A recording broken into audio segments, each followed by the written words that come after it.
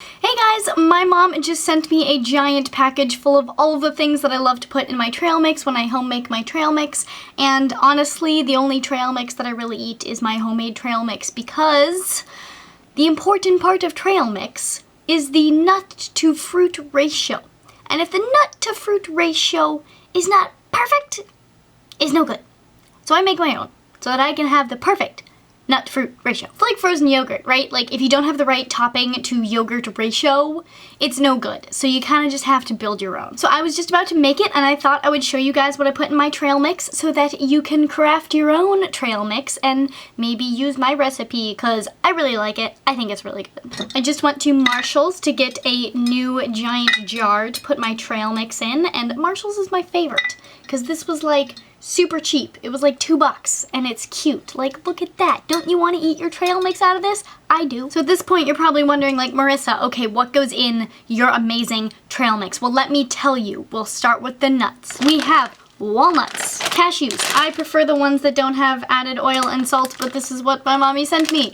So this is what I shall be using. And then we got slivered almonds. Now the sliveredness is key for this because you need the right textures in there because the walnuts are like kind of big, and so you gotta get the kind of smaller, crunchier things. And then these aren't technically nuts, they're seeds, pumpkin seeds, but I'm putting them in with the nuts anyway because they're kind of the same like texture and idea when you're doing the nut versus the fruit.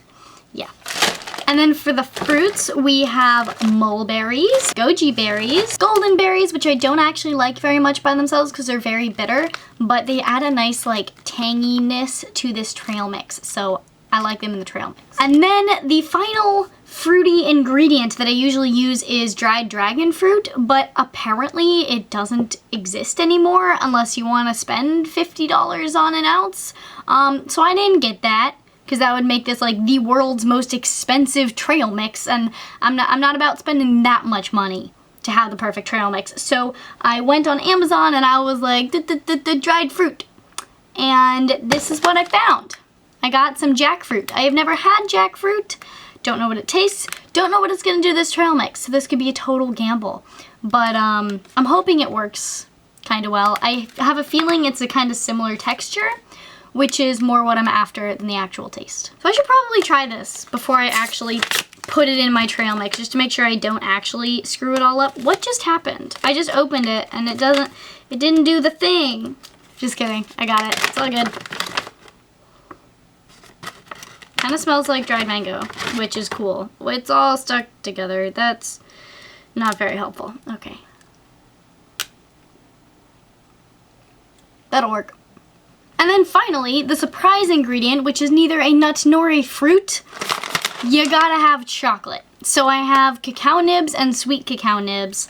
If I were like trying to make this really, really healthy, I would just stick with the cacao nibs, but I don't know, I'll probably put a sprinkle in of the sweet cacao nibs in there. So now we just mix them all together, and I find that the perfect ratio is created when I use a cup of each of the non-chocolate ingredients and then about a half a cup total of the chocolatey ingredients. But I'm not sure how much this container is going to hold, so I'm gonna start with half a cup of each and see how full it is, and then if it doesn't look like I can double it, then I'll just add a quarter cup of each until it like looks about right. That didn't make too much sense, but basically it's a 1 to 1 to 1 to 1 to 1 to 1 to 1 to 1 ratio of all of the things to a 0.5 ratio of the chocolate.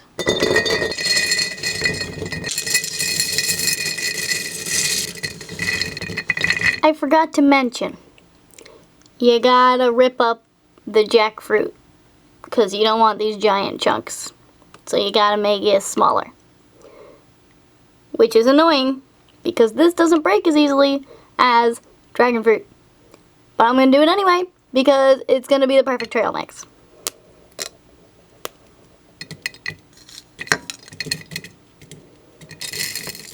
Okay, so we're halfway through. This is what we got. Isn't it so pretty? That's the one thing I really like about this trail mix, that it's so colorful. And you know, if we had the dragon fruit, which is bright pink, it would be even more colorful. But I'm not bitter. So this is what we got. and I'm excited about it. So I think it looks like we have about twice as much space, so I think I'm just gonna double everything. And here is the final product. Isn't it beautiful? It's so colorful. It's so lovely. I am so excited about it. Tips for how to make it healthier. First of all, make sure that the nuts you buy are not salted or have any added oils. Make sure the dried fruit has no added sugar. And you cannot put in the sweet cacao nibs, because that is added sugar.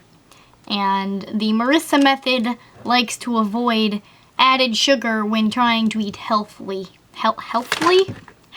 Tried to say healthy and healthfully and it came out as healthy. Y'all know what I mean. I hope you guys enjoyed this video and I hope that you try the trail mix, and if you like it, let me know, and if you hate it, also let me know, but just know that I'll be a little bit sad inside. Give this video a thumbs up if you like trail mix or liked this video or just like things in general. Subscribe for more videos from me, and I shall see ya soon.